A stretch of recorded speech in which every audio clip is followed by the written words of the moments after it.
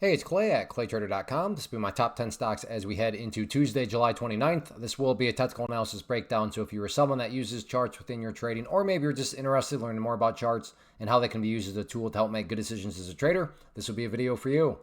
First off, a couple of clarifications. Number one, the candlestick that you see right there will be moving around and changing. That is because the market's still open for a small amount of time. But I like to do these videos when the market is still open because sometimes we can capture some really interesting late day price movement. Second, I'll be using the 30-minute time frame, meaning each one of these candlesticks here represents 30 minutes worth of time. So ticker symbol number one, we're looking at GIBO, and a very tricky chart to talk about from a presentation standpoint because there's a lot of perspectives that go into it. Case in point, if you're some sort of day trader, flipper, scalper, whatever you want to call yourself, and you bought right there, or you bought right there, and your plan was to buy and sell within 10 minutes after buying, well then from that standpoint, the chart looks really, really bad. Now, if you do care about the big picture point of view, yes, no doubt about it, there's been a big pullback today. But again, from the big picture, the price is still nicely up above that purple line there, which is the famous 50-period moving average. And it's one of those where even if you have a basic understanding of charts, I'm sure you've heard of the 50-period moving average, and you know that from a bigger picture standpoint, as long as the price stays above that level, then that still does suggest that the overall trend is in the bull's favor. And that is why, sure, today, especially if you're somebody that bought up there, a very, very big pullback. But to be fair, from the overarching standpoint, the price is still up above both of these key moving averages. Again, purple line being the 50-period moving average, and then the pink line being the 200-period moving average. Now, the level that would say, okay, well, at what point would you say kind of game over for the bulls? And the game over point for me would be if the price drops down below that pink line. Again, I'm not saying that's what's going to occur, but if the price were to come down to that area and then drop down below it, think about what that would suggest. That would suggest that the price has gone right back to where it started. And not to insult your intelligence, but price movements that go back to where they were, not exactly a sign of genuine power. So that's why, again, emphasis here on big picture. From the big picture perspective, I'm still trying to give the bulls the benefit of the doubt because the price is still above those key moving averages. If the price does try to turn itself around, key area to watch from a resistance standpoint, initially going to be right there around that level at the 8-cent mark. But yeah, no doubt about it. Big pullback today, but let's see if the price from a bigger picture, multi-day sense, can build a higher base. Next one here, VWAV. Very nice mover today, and a good solid pattern here has formed. So let's get this pattern drawn into play. So we have the top part of the pattern right there as resistance. We have the bottom part of the pattern right there as support. So let's change that to green for support. And then just to keep the pattern the same color, hopefully easier to see. So we have our area of resistance. We have our area of support. We have the big upwards move right there. And then for you golfers out there, try to put the golf flow down here, make it a little bit more visual. This would be a bull pennant pattern. Now, just because something's a bullish pattern does not mean for sure guaranteed the price is going to go upwards. But is it valid? Is it, a rational thought that if the price were to do something like this and then break out, is it plausible to throw out the question that, hey, you know what, a break right there could create upside buying pressure? That is certainly a more than valid thought process. So again, not guaranteed, but a rational thought. So if you like bull pennants, you like big movers like this one was today, and you like this price range, certainly keep an eye on it. Next one here, open, OPEN, and this will mean a little bit more to those of you that watched the video from last week, but if you did, put in that trend line right here, the dotted one, because that was illustrating that, sure, the price had a rough, start of last week, but the price was slowly creeping upwards, and as long as the price stayed above that dotted green line, that implied that the price itself was still building higher bases, which is why not a good start to the week with the price now breaking down below that level. So this trend line here has been violated, and you can no longer make the argument that the price is still kind of showing those signs of progress because, again, it has put in a push down below that level. So I'll get rid of that. Now, does that mean the entire chart's destroyed?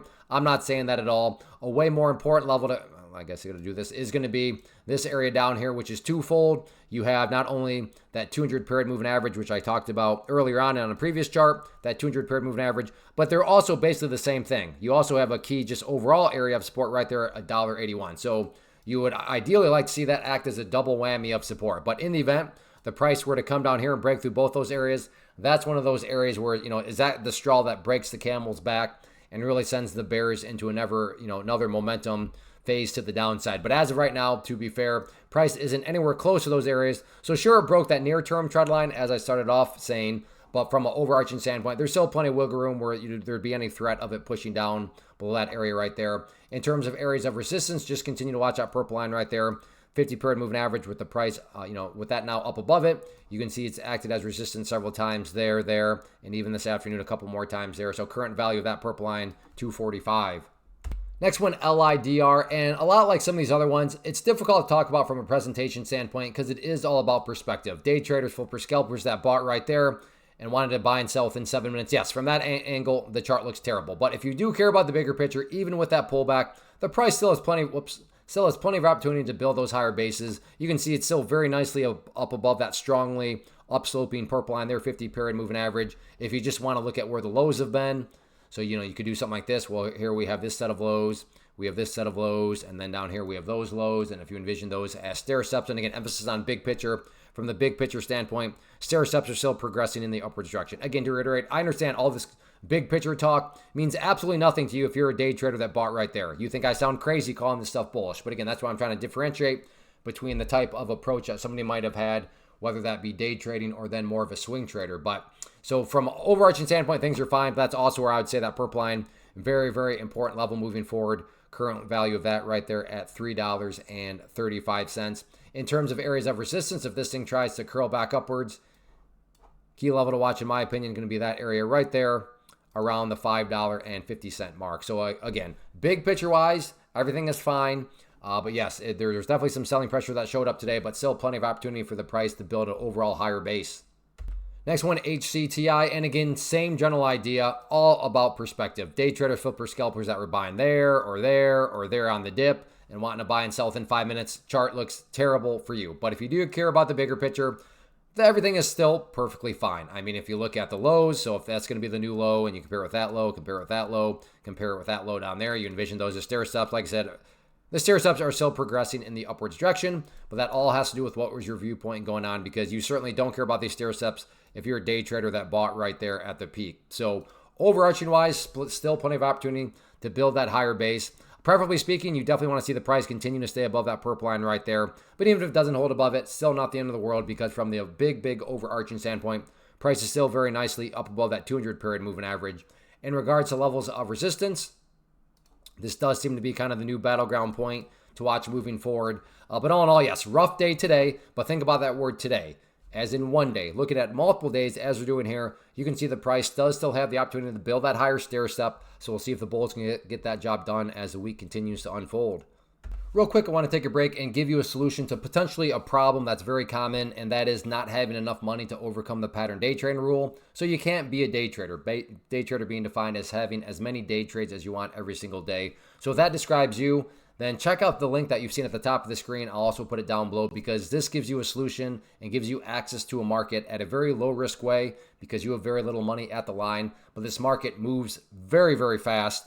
And as a penny stock trader or small cap trader, if you're watching this video, I assume you like very quick movers, and this market will deliver in that regard. Not to mention this market's open 23 hours a day, 6 days a week, so there's always time for everybody. But again, I think at the core, the biggest thing is you don't need a whole lot of money, yet you can then become a day trader. So if you have any questions, let me know down below. But definitely check out that link, and if you like what you see and you want to get the promotions, certainly use code CLAY. And I should also note, I am putting my money where my mouth is. This is what I'm doing. This is where I put my money. So if you want to see all this play out live, then I am live streaming every day at 11 a.m. Eastern. So definitely swing on by. Next one, GTI, an overall good solid pattern. I've talked about this pattern before, so I'm going to go through it a little bit quicker, try to respect your time as much as possible. So we have our area of resistance. Try that again. There we go. We have this area of support right here. I have a scratchy nose. So let's keep this all one color now. So we have our area of resistance. We have our area of support. We have the big upward move right here. Again, let's put the golf hole down here. So we have ourselves another bull pennant pattern. I'd say the biggest difference here is the other bull pennant was on a stock right around $10. This is on a penny stock. So if you like bull pennants, but you prefer to stick in the world of penny stocks, here you go. Keep an eye on GTI. Next one, PFSA, and this is why I like to do these when the market's still open for a little bit, because check it out as I speak right now. Very, very impressive final 30 minutes, and really not a whole lot that can be said, because what I was thinking about was, okay, talking about that resistance right there, but obviously now at this point, the price is broken up through there. So yes, if you are a breakout trader, then technically speaking, you did miss that. But because of this breakout, this now leads to always a very exciting question. And that question is this: is this the start of something even bigger? Now think about that question. It makes no sense to ask it if nothing worthwhile is even happening. But that's not the case here. Something worthwhile is happening, right? It got the breakout through that area. Now, to be fair, maybe it's not the start of anything bigger. Maybe this thing just rolls right back over. But again, to be fair, that's a two-sided coin. Maybe this is the start of something way bigger, and as the week plays out, this thing is just going to continue to beast mode in the upwards direction. So sure, the breakout traders, they missed that. But as far as, okay, it's broken out, but is this the start of an even bigger breakout? We'll see what happens, but all the ingredients are there. You have the great price movement. You have the great volume. So grab your popcorn for Tuesday, and let's see how things continue to play out.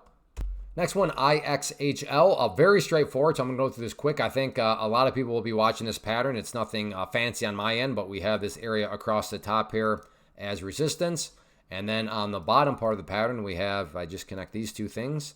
We have that. Let me change that to green for support. And we have ourselves just a good old wedge, symmetrical triangle, whatever you want to call it. Now, what's interesting about patterns like this is because they're converging, as time goes by, this range is getting smaller and smaller and smaller. So eventually, the price is going to need to make up its mind. Somebody is going to need to win the battle. Now, is the battle that's won, going to be by the bulls to the upside or the bears to the downside? That remains to be seen. But the nice thing about these patterns is there eventually does reach a decision point where the mind needs to be made up. But I think a lot of people have drawn these couple of levels. And when a lot of people are watching the same levels and wondering the same thing, it can create some of those self-fulfilling prophecies. So very well-defined wedge pattern here. So we'll see how the week continues to play out. Next one, NVDA. And part of the course had the bull pennant today. So I know I've already talked about a bull pennant on a couple of these other ones today. So there's a bull pennant on this one.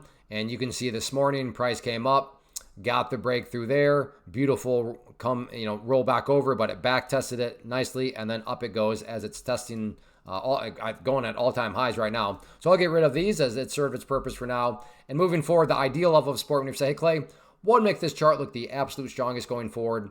And that would be if the price could stay up here above this area at the 175 mark. But don't get me wrong, if the price falls below 175, doesn't mean the chart's destroyed or ruined or anything like that, because, and this should sound familiar from the other charts I've talked about, from the overarching standpoint, as I said on those other charts, just watch that purple line. As the purple line moves itself higher and higher, as long as the price stays above the line, then because the line is moving higher, well, in order to stay above it, it's got to put in those higher lows. So by definition, staying above an increasing line implies the price is building those higher lows, and that's how the uptrends are constructed. In terms of areas of resistance, this is at all-time high, so you kind of just got to use your gut instincts to see where resistance levels may be, but never something that I see a lot of people complaining about. I don't know where any resistances are because we're at all-time highs.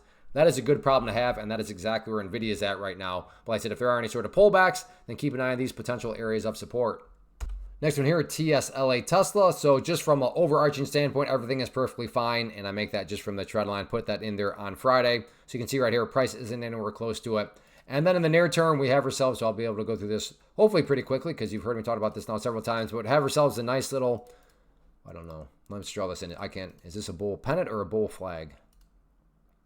We'll go with bull pennant. Looks like that's what all made.